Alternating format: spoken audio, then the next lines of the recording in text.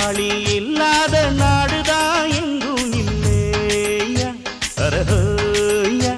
அவன் உழைப்பாலே பிழைக்காத பேருதான் எங்கும் இல்லையா அரஹோயா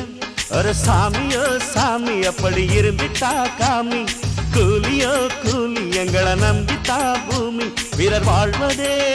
எங்க வேர்வையில் தான் உழைப்பாளி இல்லாத நாடுதான் எங்கும் இல்லையா